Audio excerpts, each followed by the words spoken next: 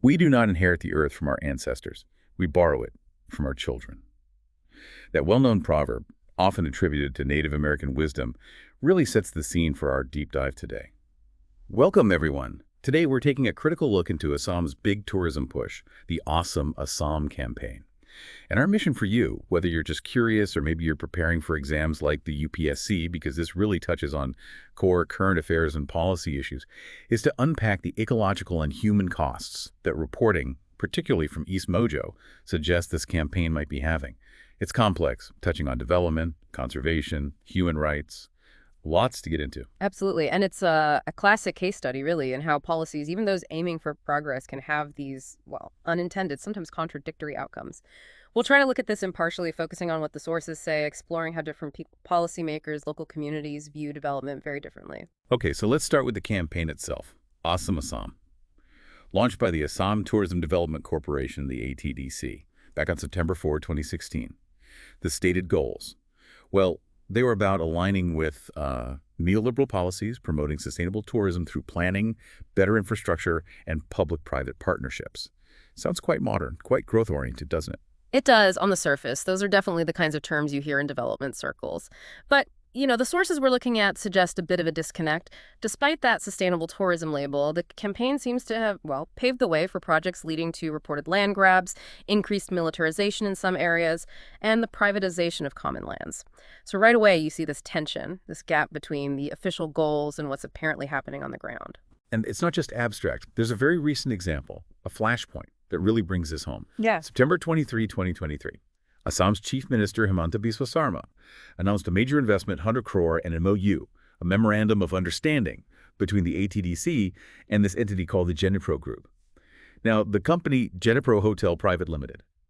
It was only set up a few months earlier, like June 29, 2023. Very new. And then it was quickly bought up by Juniper Hotel Limited.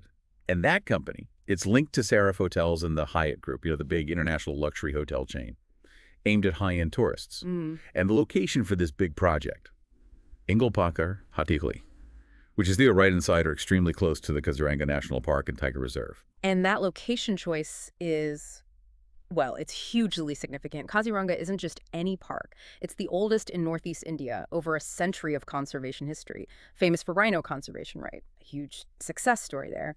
And it holds this really deep meaning for the Assamese middle class, a symbol of pride.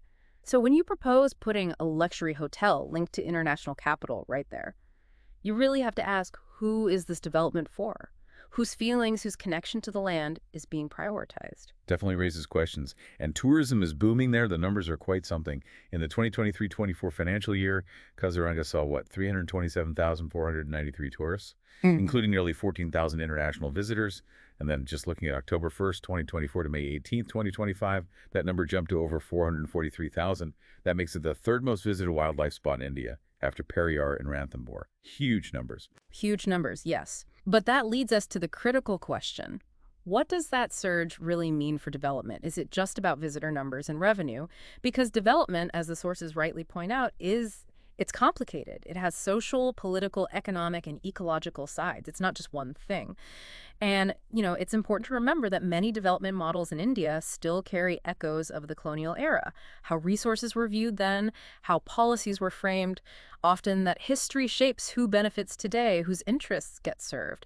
Think about how protected areas were often first set up, for instance. That's a really key point. Yeah. And it connects to what academics like Ramachandra Guha and Madhav Gadgil talked about back in '92 in This Fissured Land. Yeah. They discussed the fortress model of conservation. Basically, the idea of clearing out areas, often displacing tribal and indigenous people, to create these pristine, protected areas for wildlife. Exactly, a very top-down approach.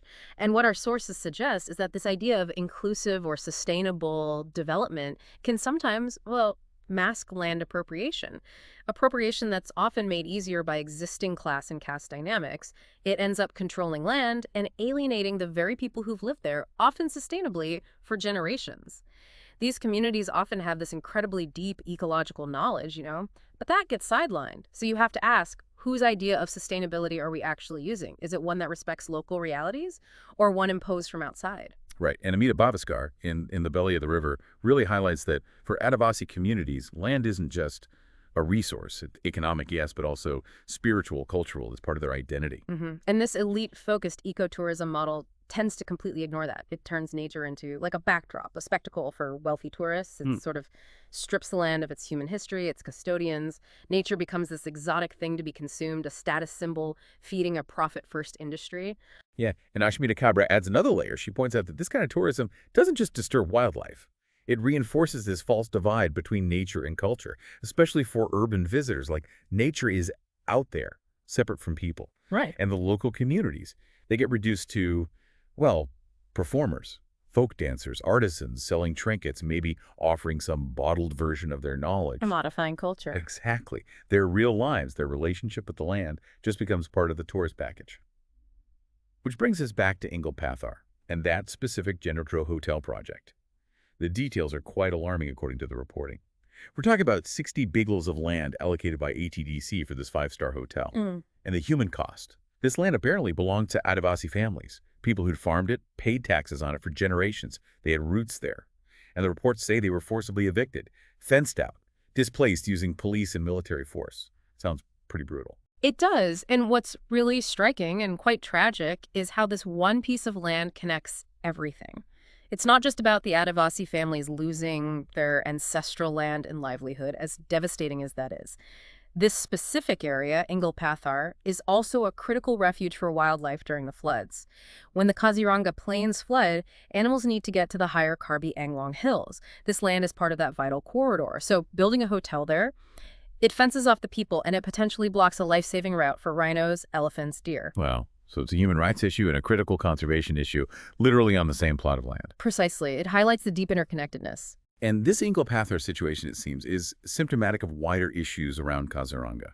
The park started seeing tourists in the 50s, but now it's packed with hotels resorts, many of which, the sources say, are disrupting animal corridors, forcing animals into conflict zones.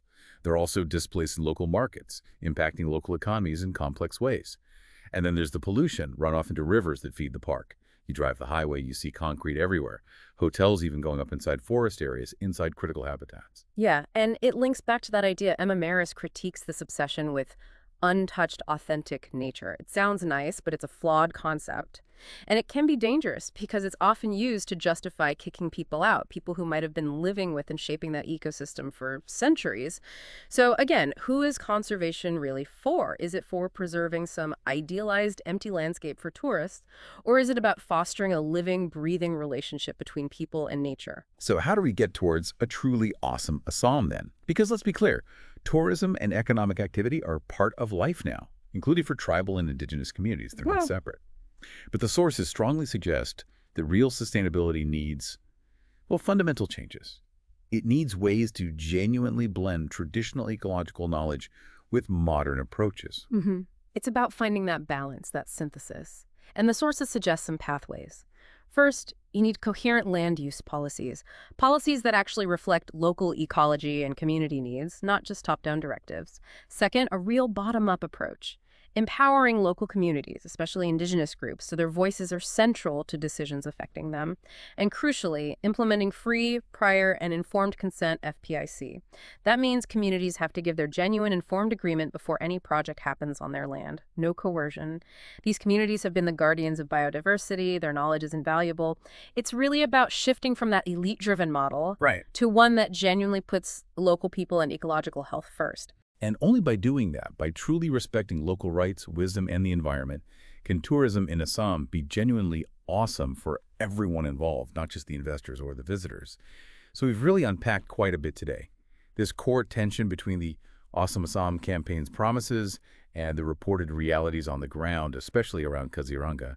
It's that classic conflict, economic development versus conservation and human rights, a really vital issue for anyone interested in policy in India today, particularly for you UPSC aspirants listening in. And maybe a final thought to leave you with, something to mull over. How do we need to fundamentally rethink development? Not just in Assam, but everywhere.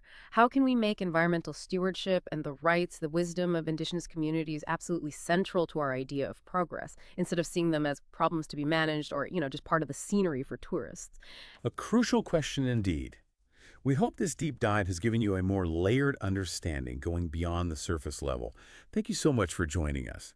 If you found this helpful for your understanding, maybe for your studies, please do like this deep dive, subscribe for more, and definitely leave us a comment with your thoughts or any further questions.